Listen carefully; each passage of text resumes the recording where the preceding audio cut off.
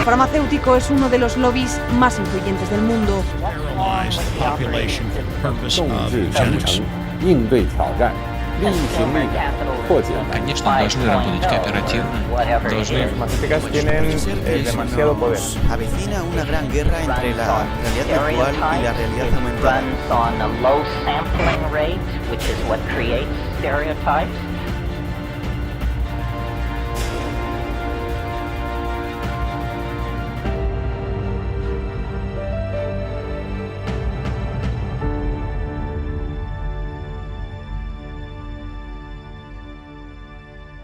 Hola, ¿cómo están? Bienvenidos a esta nueva edición de Humo y Espejos. Como los tengo acostumbrados, los voy a llevar con la columna de Azul Selene.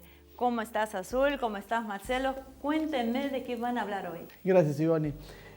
Hoy tiene un tema Azul para hablar que creo que tiene que ver con el tema de la corrección política. Así Sí, que es Azul... algo que ya mencionamos antes. Hubo una columna hace un tiempo que hablamos de un tuit de Cristina, la expresidenta, que no me acuerdo bien qué decía, pero usaba una X en vez de todos, ponía todo XS. Sí, y que la habían tildado... Y que la habían tildado de capacitista, porque las personas con discapacidades que no pueden escuchar bien y usan los programas esos que te leen lo que dice en internet, los programas con las X se confunden, no lo pueden leer, entonces los estás discriminando por eso. Sí. Bueno, y quiero también hablar de algo que pasó también hace poco menos de un mes, que es el tema de la corrección política, que también vino con ella, tipo, me hizo acordar esto, porque fue algo que dijo de una mujer nunca está demasiado flaca. Ah, sí, me acuerdo de una entrevista que le hicieron. Sí. Que en realidad son comentarios que uno hace habitualmente, que salen naturales y bueno, cuando lo ponen abajo de la lupa empiezan los problemas. Sí, y bueno... Sí, perdón, una nota de Clarín la mató. Eso, quería hablar de la nota. Sí. La titular enorme de que discriminaba, que, a ver, como decía... que era intolerante eso, la intolerancia hacia las personas que sufrían anorexia, bulimia y te empezaban a tirar todos los datos, ¿viste? del porcentaje de la población que tiene anorexia, que tiene bulimia. Hacían toda una nota enorme, larguísima, analizando esa frase. Sí, ponerla obviamente en un contexto que no tenía nada que ver con lo que estaba diciendo. Sí, sacándola de contexto, sí. Pero el problema para mí es que sí, puede haber sido una frase desubicada, eso es relativo, es debatible, se puede hablar. El problema es cuando... Es que, ¿sabes lo que pasa? Yo no estoy de acuerdo en que sea desubicada. Yo creo que es una forma de hablar normal, corriente. Sí, por eso digo lo de debatible. Hay gente que puede pensar eso. Entonces, depende de la sensibilidad de cada uno. Contame qué es el tema que se va a hacer, porque creo que vamos a tratar de entender a esta gente que, si bien es una minoría, es ruidosa. A lo que quería llegar con esto es que hagas lo que hagas, una vez que te metes en el tema de intentar ser políticamente correcto, que es lo que Cristian había intentado con el tema de todo y la X, que cualquier persona haga, es que nunca sos lo suficiente correcto para hablar, o con acciones. Siempre alguien va a quedar... Siempre algo va a haber, porque el problema es que primero la mayoría de la población yo no creo que le importe tanto, que no lo analiza tanto. Pero más allá de eso, dentro de los que les importa y que lo analizan así, está que entre ellos cada uno tiene su propia idea de lo que es correcto y de lo que es incorrecto. Muchas veces contradictorios. Muchas veces contradictorios. Entonces, claro, ¿cómo vos podés complacer a todo el mundo? Imposible. Es imposible. Y eso es lo que le pasó. A mí particularmente lo que me pasa, más allá del tema de la corrección o no política, es que me resulta sumamente trabajoso leer los textos, porque cuando pasás de una frase y te la llenan de X, es muy complicado. No sé si le pasa a todo el mundo o falta entrenamiento. Pero... Y es falta de costumbre. Por eso ahora también, como habíamos mencionado y como vamos en la próxima columna, vamos a meternos más, es el tema de cambiar la X por la E, de todos, todas, todes. Ajá. Pero creo que ya lo habíamos mencionado también. Sí. Pero... el tema es es como uno ya no puede hablar, en ninguna figura pública puede hablar, figura pública en distintos niveles. No necesariamente que sean políticos, de cualquier cosa. Cualquier cosa que cada palabra es analizada para ver a quién está discriminando u ofendiendo, en vez de entender el mensaje que sí se quiere dar. Porque hay veces que hay debates que son serios o hay temas que son tratados en serio y hay una frase que a alguien le molestó y se empieza, pasa mucho eso, que se saca fuera de contexto y se empieza a analizar y se habla de eso y se termina perdiendo la esencia de lo que no era. entiende ese sentido que en realidad están queriendo decir. Sí. O sea, te fijas en nada más que en algo que podemos decir casi anecdótico. Si usaste una palabra o no, si es incorrecto o no, no cambia el sentido. Precisamente ese es el problema. Y hay muchos que lo critican diciendo que esta corriente es una forma también de hacer que la gente también no intente entender las cosas. Y que siempre como que le busca el pelo al huevo. Entonces, por más que vos le traigas y le intentes explicar, vos siempre algo vas a decir mal. Y te van a reprochar eso que dijiste mal. O sea, nunca van a ir al fondo real. Nunca van a intentar si no te quedás entender lo que estás diciendo. Y ese es el problema. Yo nunca lo había pensado, pero la verdad es bueno en ese sentido entender, porque siempre planteamos que en general este tipo de cosas son para desviar, distraer, apuntar a otra cosa. Y en este caso es bastante lógico lo que estás planteando. Sí, y sí, el problema básicamente es ese, que ¿hay algunos ejemplos como para poder entender en cuestiones más prácticas qué es la corrección política que hablamos? A ver, de la exagerada, porque hay cosas que las tenemos... La corrección política puede ir desde el vocabulario hasta... Por ejemplo, ahora estamos en Halloween, es 31 de octubre mientras grabamos esto. Sí. Si alguien se disfraza, esto ya lo habíamos hablado, va de la mano con el tema de la apropiación cultural. Si alguien se disfraza de geisha, no es correcto eso, porque estás apropiando otra cultura y encima le estás faltando el respeto. Lo vi con disfraces hasta de mexicano, se ponen el sombrero, van con tequila ahí en la mano y también dicen que eso no es parte de tu cultura. O cuando te haces tatuajes. Cuando, por lleva ejemplo, mucho la mano con el tema de la cultura. Yo el otro día estuvimos en la embajada de Vietnam, que nos habían invitado para un acto, y ahí había una de las chicas que iba a cantar, argentina obviamente, no de origen vietnamita, con una ropa típica vietnamita. Sí. ¿Eso también es? Y lo a que pesar pasa que ellos es que te lo dan. acá está llegando el tema de ser correcto, está cada vez más fuerte. Pero está tan arraigado en la cultura algunas cosas. Es como el tema del acto de 25 de mayo, vos ves a los nenes corriendo con las caras pintadas de negro, corcho quemado. Sí. Que eso en Estados Unidos un poco más y te meten preso. Porque blackface, que es otro tema que también ya vamos a hablar. Y vamos a comparar cómo afectan algunas cosas que están viniendo, cómo no son compatibles, pero... Sí. No, mira, nos está quedando ya creo que un minutito para cerrar, estamos yendo de tiempo, así que ¿cómo podemos redondear esto? ¿Qué le podés decir a la gente sobre el tema de la corrección política? Yo pienso que sí, es importante ser consciente de lo que estás diciendo y no ir y insultar o discriminar o lastimar de alguna manera gratuitamente. Claro. Pero y uno puede fijarse en esas cosas y analizar esas cosas, pero también uno tiene que tratar de entender más allá de eso, no quedarse en lo superficial, que es lo primero que ves, lo primero que notas y entrar en pánico por eso, y también seguir leyendo para seguir viendo qué está pasando, seguir leyendo la situación, no siempre es un texto. Y estas minorías que abocan a esto, ¿será posible que entiendan también la intención final de una persona y no necesariamente la forma? Y la esperanza es lo último que se pierde. Bueno, en una forma no demasiado esperanzadora, me parece que Azul ya nos da el pie para que volvamos con vos, Ivonne. Muy bien, Azul, realmente muy enriquecedora tu columna de hoy. Recuerdo muy bien la entrevista que hizo Chichi Hellblum a la expresidenta Cristina Kirchner. Para mí, en lo personal, Chichi está más allá del bien y del mal, y realmente es muy llevadero con los invitados, y lo que pasó en esta entrevista, que indudablemente fue tema polémico, porque todo lo que sucede en los medios de comunicación es polémico, fue que la llevó a sentirse cómoda con la entrevista y le hizo un piropo. Cristina, estás más flaca, y ella, obviamente, ¿a qué mujer? Por lo menos a mí me parecería natural la respuesta, que es: uno nunca se siente lo suficientemente flaco o nunca se está más flaca. Pero es importante lo que vos decís, resaltar el mensaje y dejar de tantas cosas chiquitas en cada palabra.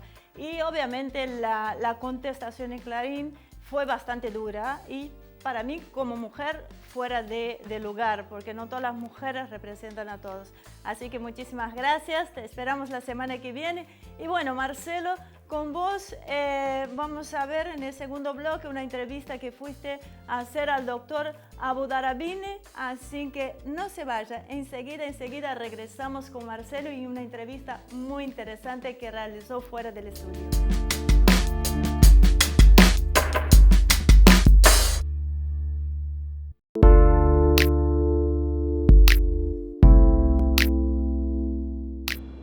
Bueno, hoy estamos acá con el doctor Abu Darabini, que tiene una característica, además de ser psiquiatra y haber incursionado también en las artes audiovisuales, es una de las personas que investiga más allá de lo políticamente correcto, más allá de lo formal.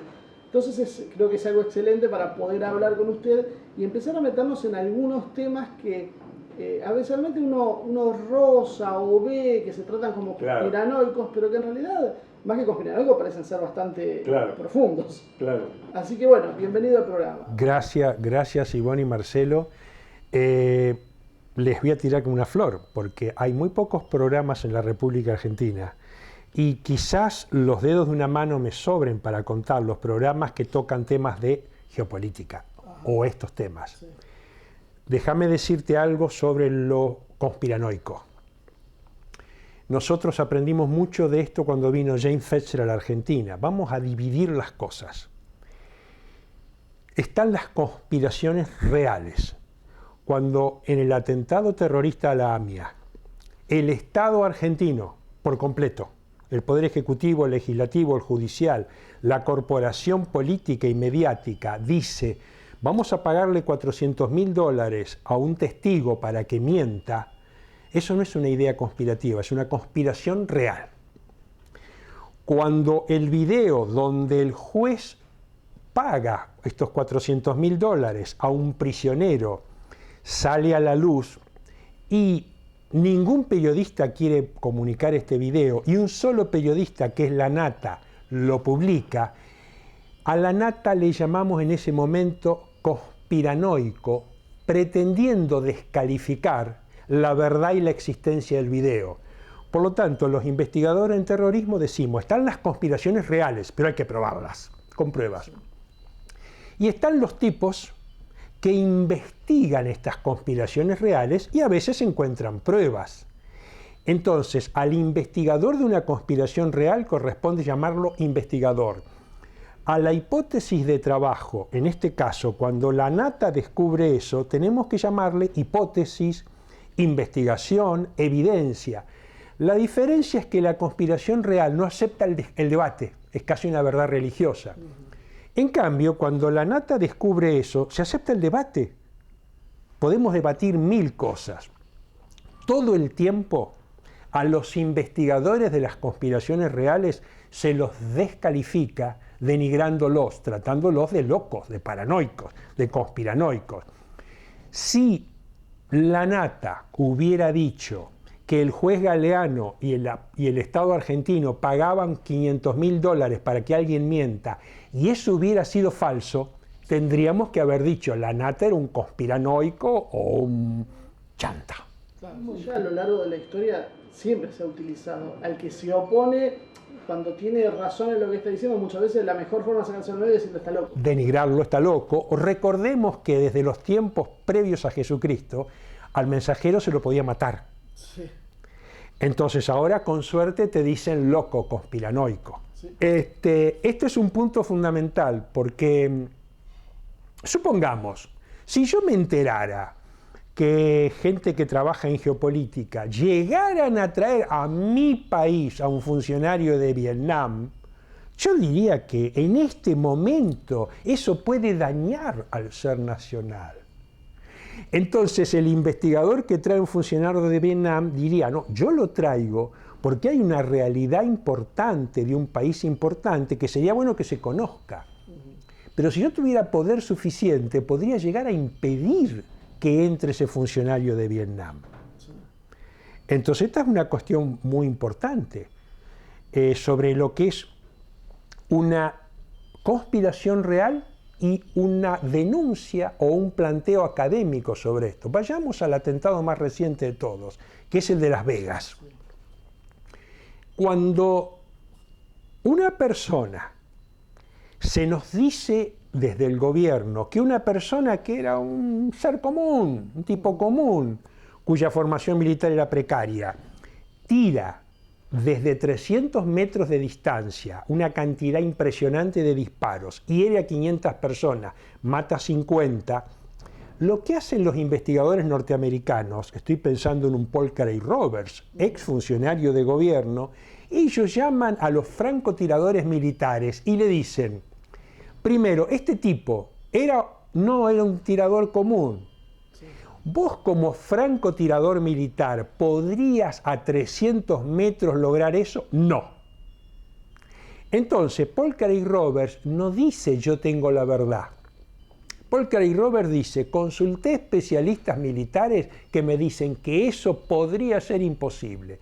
Luego, Paul Craig Roberts le pide a un especialista en sonido que analice los audios oficiales de ese día. Y un ese que se escuchaba por detrás de... Claro. Entonces el especialista en sonido dice, según un análisis científico discutible, yo observo 2 tiradores, observo tableteos de armas separados por fracciones de segundo y los observo viniendo de lugares diferentes. Él no dice, yo juro ante la Biblia que hubo 2 tiradores. Él dice, yo les presento una evidencia científica de que podría. Y por último, Paul Craig Roberts dice, cuando entraron en la habitación donde estaba este hombre, la cantidad de casquillos vacíos no correspondía a lo que debería haber habido. Es un tema que ya ha repetido, ya en otros lados ha pasado. Es que en el atentado a Atocha hay un episodio que se llama La Matanza del Leganés, sí, donde se le dijo al mundo, 8 terroristas armados con ametralladoras dispararon durante 2 horas a la policía. Y entonces luego los investigadores dicen, ¿cuántos casquillos había? Vacíos, 6. Entonces los investigadores dicen, perdoname, alguien acá está mintiendo. Entonces los investigadores que te piden a vos Estado, vos me dijiste que había 6 terroristas disparando con ametralladoras, y si luego vos me decís que había 6 casquillos, yo tengo derecho a suponer que vos estás armando una conspiración. Ahora, si vos me querés denigrar a mí diciéndome que soy un paranoico, decidme que soy un paranoico. Yo solo me presento como investigador. Entonces, ¿cuál es el objetivo? Porque esa es la otra gran pregunta. Bárbaro, no cierran todos estos atentados. Siempre hay un montón de detalles, como digo, y muchos más, que si uno tendría más tiempo los podría ir desmenuzando. Pero ¿cuál es entonces la realidad? ¿Para qué se hace eso? Nos hemos preguntado todos los investigadores en terrorismo eso. ¿Por qué pudiéndolo hacer bien, lo hacen mal? Cuando el fiscal Nisman dice, fui a Estados Unidos y hablé con los hermanos del señor Berro, que fue el conductor suicida. Vino acá y se le creyó. Al otro día, Rolando Hanglin llama a los hermanos Berro y le dice, ¿ustedes le dijeron al fiscal Nisman que el hermano de ustedes estuvo en la Argentina? No, nosotros le dijimos totalmente lo contrario. Entonces nosotros tratábamos como decirle a Nisman, Nisman, si vos querés hacer una conspiración real bien hecha, ándate a un país musulmán, contratá a una persona muy humilde, pagale a la familia como corresponde, matalo al conductor suicida y hace una prueba más o menos pasable. Algunos investigadores sospechan, y si vos querés esta sospecha es paranoica, pues no tenemos pruebas, de que muchos dicen, lo hacen así porque son chantas o lo hacen así para que un grupo importante de gente se dé cuenta que son ellos. Y eso es todavía más terrorífico. Es mucho más terrorífico. ¿El mensaje mandado a la sociedad o a los líderes políticos como para decirle, bueno, a la sociedad logran que les crea la historia oficial, pero a los líderes políticos le dicen fuimos nosotros. Si podemos hacer esto, podemos hacer cualquier cosa. Podemos hacerlo cualquier cosa. Cuando se le informa a la sociedad argentina que el Estado Nacional está pagando a un tipo para que mienta y meter gente presa, y el juez Galeano no es suficientemente cuidadoso con ese video, vos decís, ¿Fueron muy vivos los que robaron ese video o dejaron que se lo robe para que nos enteremos? Porque el efecto de terror es aún mucho mayor. Eso es lo que pasa con grupos como Daesh o Al-Qaeda. Porque ¿cuál es la necesidad de hacer todo tan cinematográfico? ¿Cuál es la necesidad? Porque inclusive se ha hablado de que muchas cosas están teatralizadas, que ni siquiera son reales. Bueno, se teatralice realmente o imaginariamente a Daesh degollando gente, crucificando cristianos, pero dejándonos saber que los asesores de video son funcionarios del senador McCain, es mucho más siniestro para nosotros. Porque se le informa a todos los investigadores, y como vos señalás, Marcelo, básicamente a la clase política, a la clase empresarial, somos nosotros. O sea, se le informa, Daesh y el ISIS es una formación mercenaria conducida por nosotros. Entonces tenés cuidado cuando los criticás, porque nos estás criticando a nosotros. Cuando hablamos de nosotros, ¿de qué hablamos? Hablamos de Deep State. Vos si querés llamar el Deep State, o sea, le hablamos de la dirigencia política internacional, en el más alto nivel. ¿Le podemos poner nombre? Ponerle el nombre de el gobierno de los Estados Unidos, los gobiernos europeos. No, pero hay un poder que subyace, porque cambia Trump y se encuentra con una realidad que a la semana ya había bajado todas las banderas que había levantado. Nosotros aceptamos que en la República Argentina hay una dirigerencia, que nosotros no tenemos dirigentes en el Poder Ejecutivo, tenemos gerentes. Sí. Pero creíamos hasta hace poco que en Estados Unidos no eran gerentes, que eran presidentes. Sí, bueno, eso es lo que te apunta al cine a mostrarte permanentemente. Claro. Uno se ve en las películas, siempre el presidente es una especie de héroe nacional, nunca te lo muestran, rara vez. Hay una serie que se llama Sobreviviente Designado, sí, protagonizada por Kiefer Sutherland, y por primera vez en la televisión, que ven, no sé, 14 millones de personas, 20 en todo el mundo, te muestran primero un atentado terrorista en los Estados Unidos, donde los musulmanes acusados es falso, y el responsable es un alto empresario norteamericano. Es la primera vez. Ahora, esto tiene una técnica psiquiátrica, que es la siguiente. Cuando vos vas a hablar con la gente y le decís, ¿te acordás que yo te vengo explicando esto hace 15 años?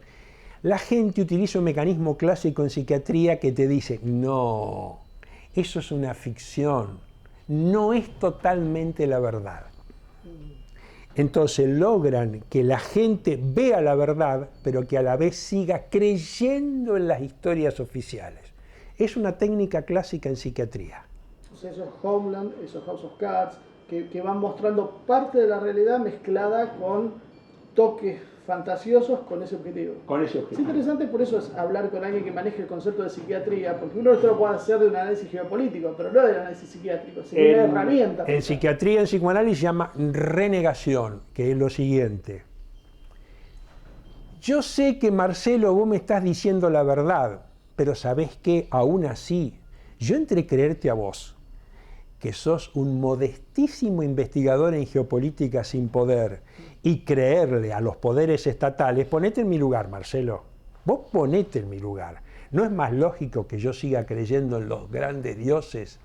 Porque si yo te empiezo a creer a vos en todas estas cosas, tendría que asumir un montón de responsabilidades en mi país. ¿Y sabés qué? Yo en mi país, mi única responsabilidad es votar de vez en cuando. Entonces, yendo a nuestro país, se lo comentaba fuera de cámara, hubo algo que dijo para mí que fue crucial, Durán Barba, y que nadie le dio la real dimensión de lo que era cuando dijo, se equivocan, la comunicación electoral en una campaña tiene que ser emocional, no racional. ¿Cómo? Es que nosotros vivimos en un país muy progresista que tiende a creer que la política y las acciones políticas dependen de la racionalidad consciente de los ciudadanos. Y Durán Barba te está diciendo la verdad. Vayamos a un ejemplo práctico para entender esto. O sea, es tan cruda la verdad que no la entendemos porque te la dicen en la cara. Es muy cruda. Es muy cruda. Yo estuve estudiando en 2 provincias, en San Luis y en La Pampa. ¿Por qué ganaron? La Pampa es mi provincia. Ajá. Entonces, en La Pampa gobernaba el peronismo desde 1983 a la actualidad. ¿qué es lo que hizo el PRO? Te voy a contar cómo estudié el tema de la elección en La Pampa para entender por qué han ganado y de qué manera. Te quiero anticipar una cosa, los seres humanos no están disociados entre la razón y la emoción. Entonces, yo para convencerte de algo, para venderte de algo, tengo que meterme en tu razón, en tu corazón, en tu alma, en tu conciencia, en tu inconsciente. Te lo voy a explicar bien con un ejemplo práctico para que veas cómo hacen eso. Cuando Durán Barba dice, nosotros manejamos solamente lo emocional, te está diciendo, ustedes los progres de Argentina, ustedes los peronistas, creen que con la racionalidad van a convencer a la gente. Suponete en La Pampa. La Pampa era feudo peronista desde 1983. Entonces, como todo feudo peronista, tenía una serie de virtudes enormes y una serie de insuficiencias espantosas. Por ejemplo, La Pampa tiene la mitad de la provincia inundada porque los gobiernos peronistas no hacen obras. Entonces, ¿qué es lo que hace el PRO? Hizo una alianza. El PRO en La Pampa casi no existía, eran dos tipos. Hizo una alianza con la Unión Cívica Radical, enemiga del peronismo, y tomó sectores del peronismo enemigos de la actual conducción. Hicieron una alianza. Entonces salieron a atacar periodística y públicamente las bases intelectuales, emocionales y espirituales del ciudadano pampeano, diciéndole que vos sos un tonto que hace 30 y pico, 40 años que le estás dando el voto a un gobierno peronista. ¿No ves que te joroban por acá? ¿No ves que se roban todo? ¿No ves que, o sea, te atacan tu relación con tus dirigentes y te lo atacan a nivel emocional, intelectual, espiritual? Si te logran horadar, fisurar o vacilar, luego te van a decir, vos sos un tonto porque has confiado en esta gente, pero vos sos un buen tipo. Lo que pasa es que esta gente son muy malos y ellos te vienen engañando. En cambio nosotros, que somos mejores que ellos, pero que además vos deberías confiar un poquito en nosotros. Si vos le has regalado tu alma y tu corazón 30 y pico de años y te mintieron y estafaron, ¿por qué no confías un poco en nosotros? Además, ¿sabés qué? Con nosotros vos no tenés que preocuparte de nada, no tenés que estudiar ni leer los diarios. Con nosotros te venimos a traer ondas de amor y paz. Por eso un tal Marcelo un día me dijo, ¿no será que esta técnica de Durán Barba es parecida a la que usan los pastores? Sí. Para que un pastor evangelista a vos te conquiste el corazón, vos tenés que estar muy mal parado con la Iglesia Católica. Entonces, si vos estás mal con la Iglesia Católica y yo vengo a decirte, Marcé, ni a vos ni a vos la Iglesia Católica le da algo, yo te voy a dar pasión, corazón, yo me voy a ocupar de vos, no como la Iglesia Católica que te deja desamparado.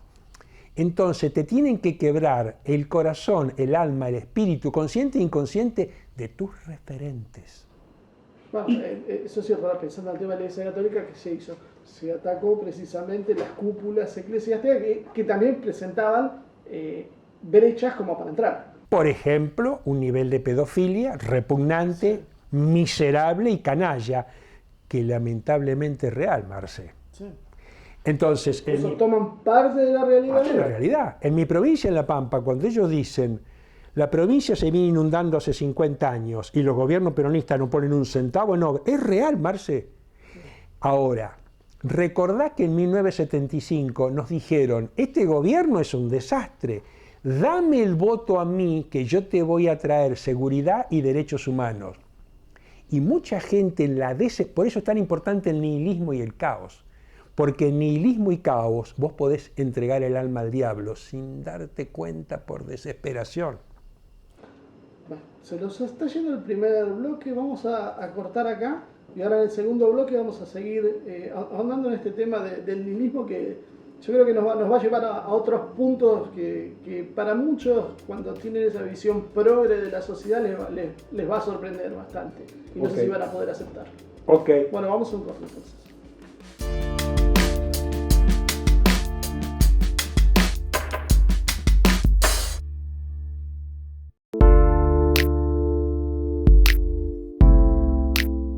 Bien, habíamos quedado en un tema que me hablaba sobre el tema del nihilismo, y eso me trajo un poco a la mente el tema de todo este cambio de paradigma social, donde, como pasaba con el tema de la iglesia, donde partimos de bases reales, donde había una sociedad hipócrita, con algunas actitudes violentas o discriminatorias, pero le empezamos a forzar soluciones que en realidad son disociadoras. ¿Por qué es lo que pasa?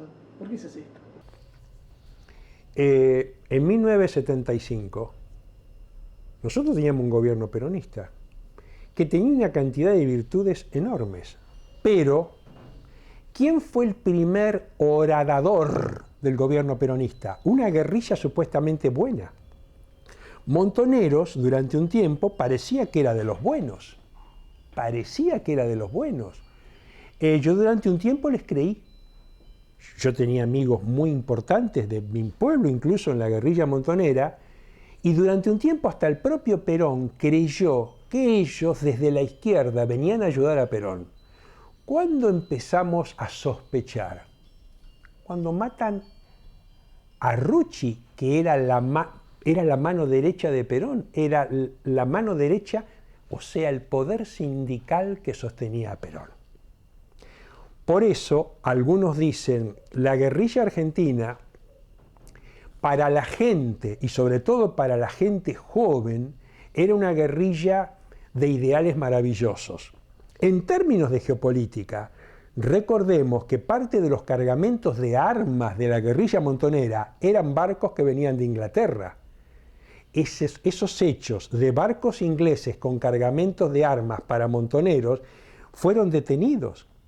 Eso consta, eso existe. Ahora, la pregunta que me haría Marcelo es, ¿estamos los argentinos progresistas, de izquierda, los peronistas, con la posibilidad de aceptar que una guerrilla como el ISIS es cipaya? Sí. ¿Estamos en condiciones de aceptar lo que nuestros montoneros, donde están mis amigos, los hijos de...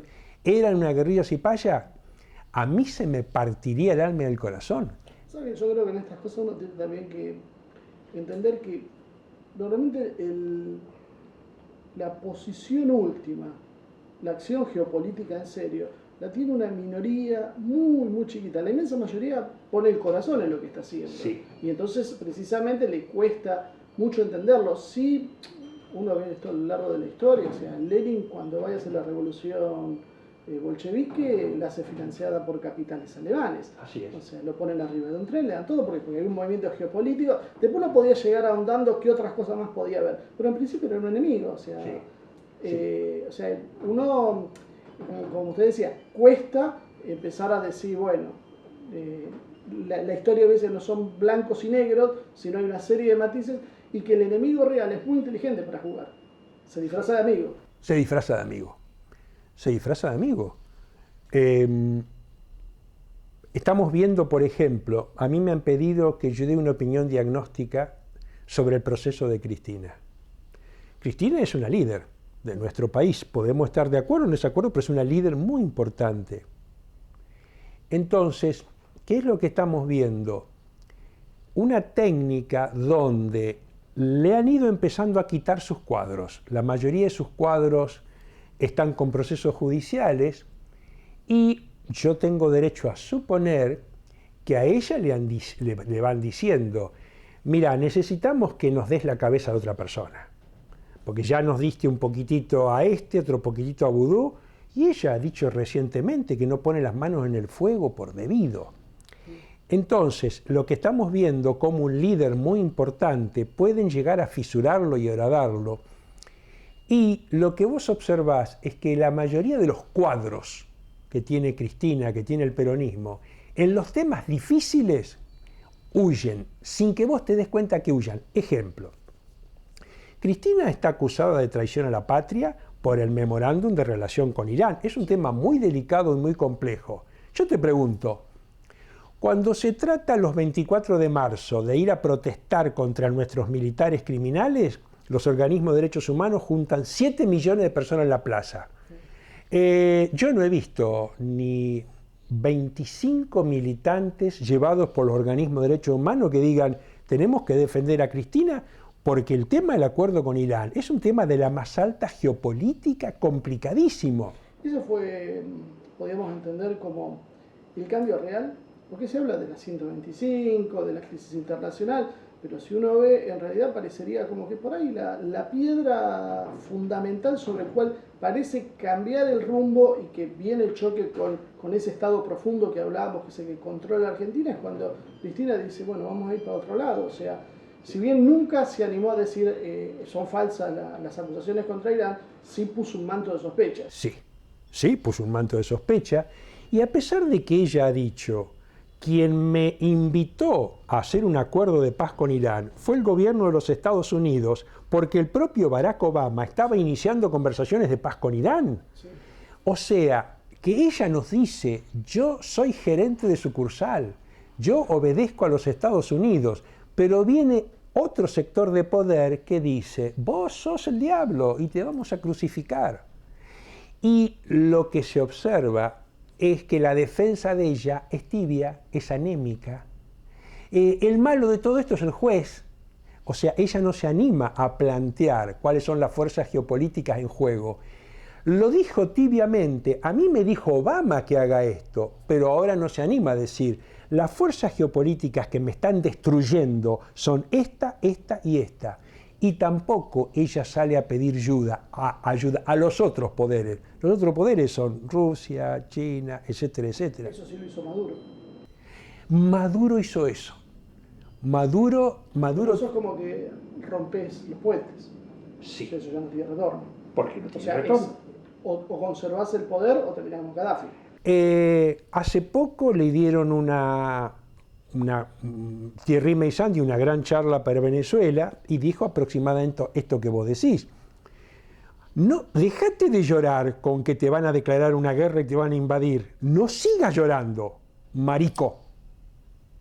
Si te van a declarar una guerra, vos tenés solo dos opciones. O te entregás y te sometés o te defendés militarmente. Entonces vos podrás discutir lo que sea con Maduro, pero Maduro fue a pedir ayuda militar a Rusia, a Irán y a China. Militar. Si te van a atacar, ¿qué tenés que hacer? Sí. Es muy doloroso decirlo así. ¿Sabes por qué?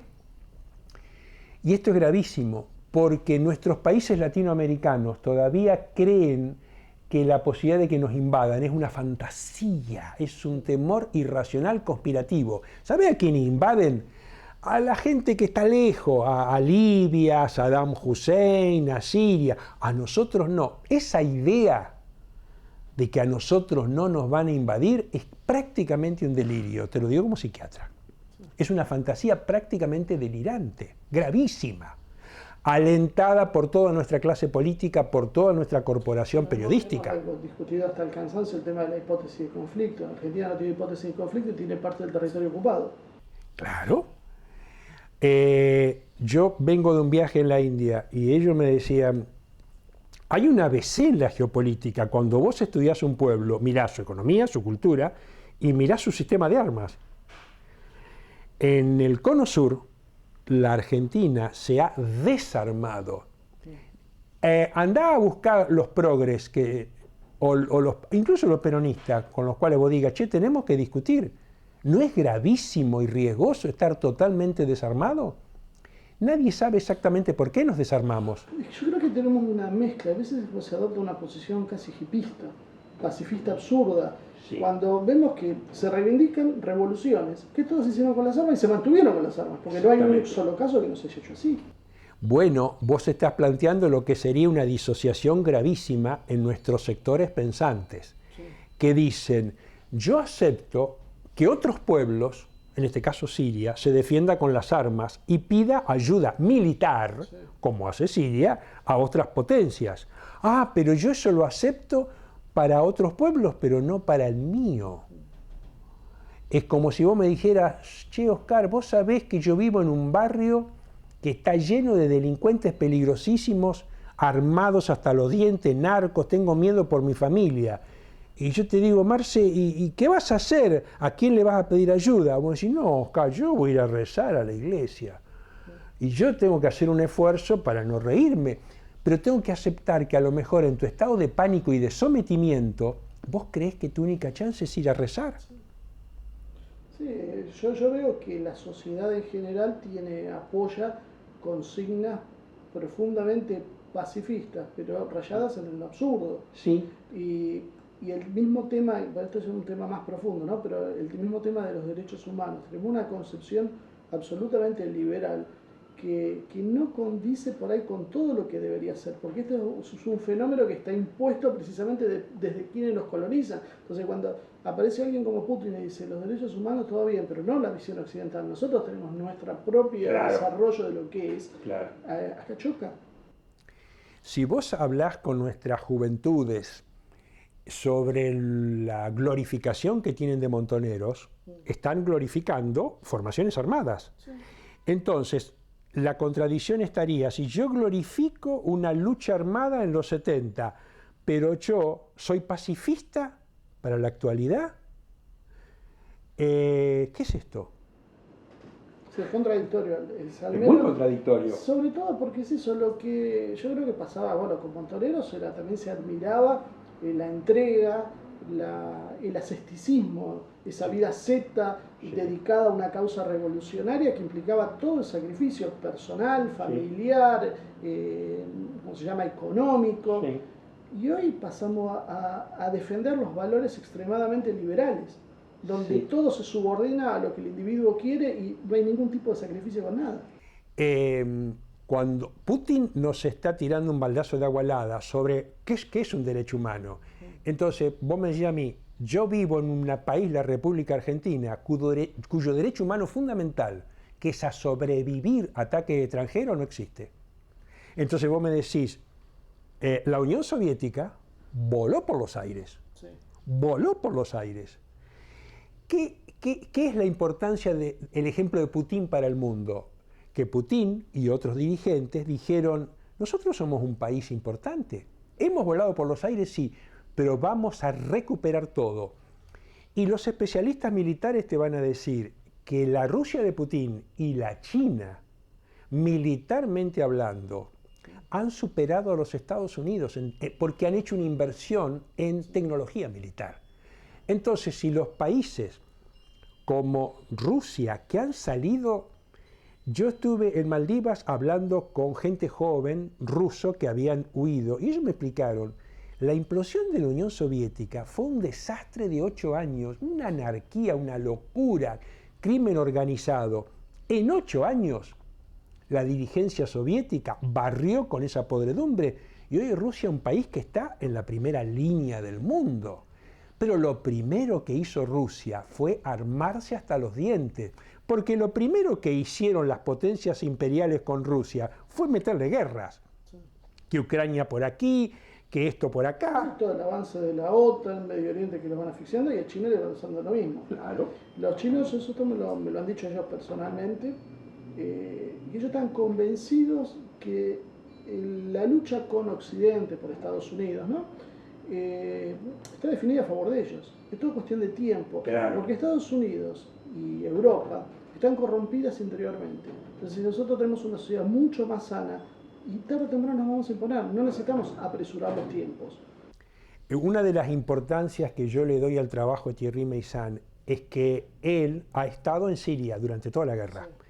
Entonces él explica claramente, él no es un cronista de guerra común que va a donde están tirando los tiros, él es un cronista de la geopolítica de la guerra. Entonces él te muestra claramente que hay un primer momento de la guerra en Siria donde a Siria le iba a pasar lo mismo que a Libia y que a Irak, le iba a pasar lo mismo. Ahora, ¿qué es lo que hace Siria? Siria va a pedir ayuda a Rusia, China y a Irán, pero ¿qué hacen Rusia, China e Irán? Le dicen a Siria y le dicen al mundo, Siria va a ser la primera guerra de la multipolaridad. Nosotros, que no dejamos solo a Vietnam en su guerra 30 años atrás, Rusia, China, Irán, Hezbollah, le dicen no solo a Siria, te vamos a ayudar, le dicen al mundo. Hasta acá llegaron, muchachos. ¿Ustedes destrozaron Libia? Sí. ¿Ustedes destrozaron Irak? Sí. Pero ¿sabés qué? Ahora es con nosotros. Entonces, Siria es la primera gran guerra de la multipolaridad, del nuevo orden mundial. ¿Y la segunda o la primera en Latinoamérica no va a ser Venezuela? ¿Quién lo sabe? Eso es una de las cosas que también hay que tener en cuenta. Rusia, por primera vez en décadas, levanta la voz y dice no intervengan en Venezuela. Entonces, quiere decir que nuevamente vemos en un país nuestro latinoamericano, primero, que las Fuerzas Armadas venezolanas están armadas hasta los dientes. ¿Que tienen un nivel de caos y nihilismo? Sí, pero Venezuela está haciendo alianzas con Rusia y Rusia le está avisando al mundo, yo tengo una alianza con Venezuela, ojo, porque el gran poder militar es primero disuasorio. Sí, es la primera etapa. La primera etapa. Hay un momento en la guerra en Siria donde el presidente Obama avisó que iba a lanzar una lluvia de misiles contra Siria. En ese momento el Papa Francisco fue a pedir ayuda a Putin y Putin viaja de inmediato con sus generales y le dicen a Obama, vos vas a disparar una lluvia de misiles, Tomahawk, sobre Siria, vas a matar 3-4 millones de personas. Te aviso, en el momento en que vos aprietes el dedo del gatillo de tu primer misil, nuestros misiles, los tuyos son subsónicos, los nuestros son hipersónicos, yo te tumbo toda la flota. Nosotros estamos dispuestos a perder 3 millones de habitantes sirios. ¿Vos te bancás que yo te hundo una flota? Barack Obama da marcha atrás. Fue cuando Rusia puso la flota, parte de la flota entre las costas sirias y la flota norteamericana. Exactamente. Y luego de eso, Rusia va al Papa Francisco, que lo reciben en el Capitolio los mercaderes de armas, y el Papa Francisco les dice de todo y los hace llorar.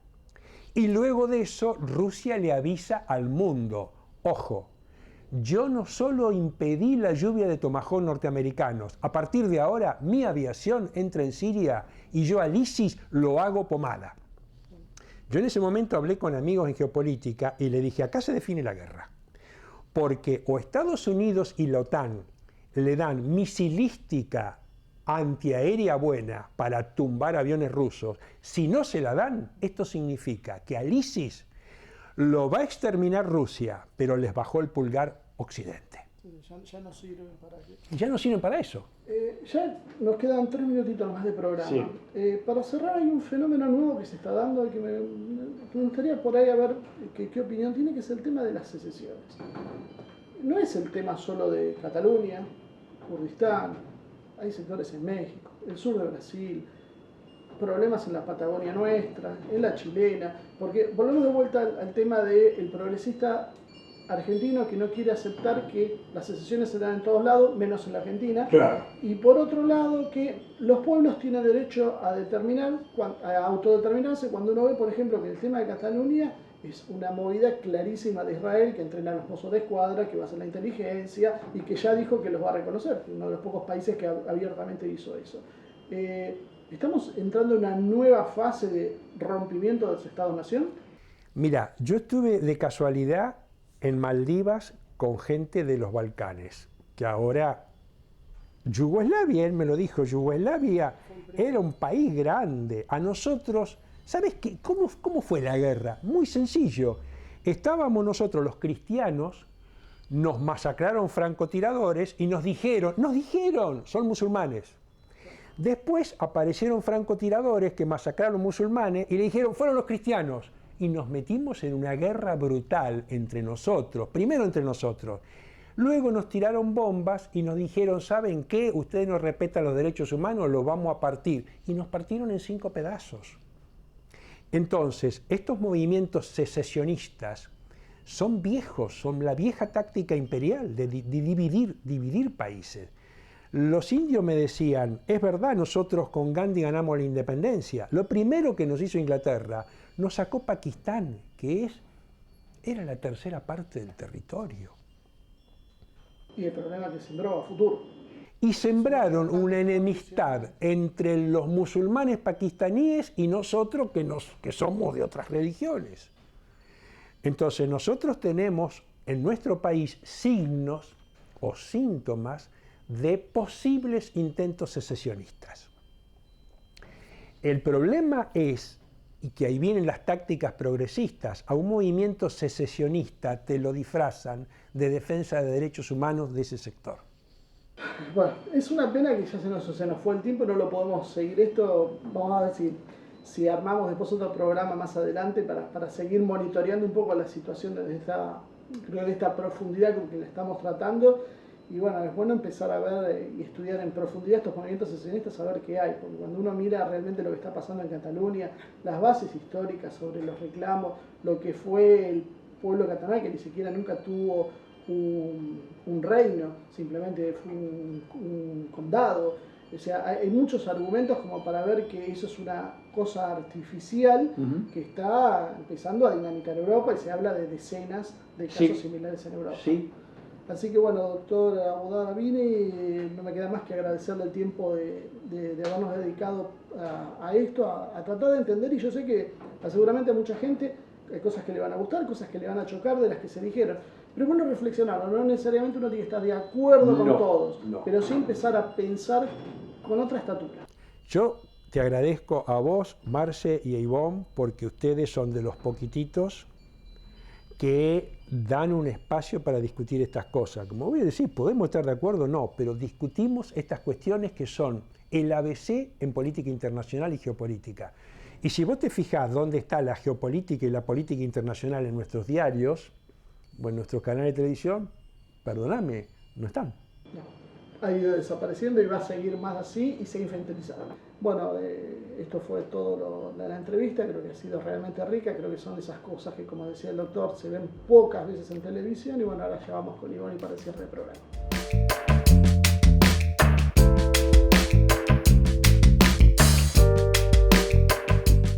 Marcelo, muchísimas gracias, realmente una entrevista muy interesante, así que nos vemos la semana que viene, y a todos ustedes, muchísimas gracias por acompañarnos como siempre acá en Humo y Espejos. Esperamos tus comentarios en nuestro Facebook, en nuestro canal de YouTube, Asia TV Producción, y nos vemos la semana que viene con una nueva edición.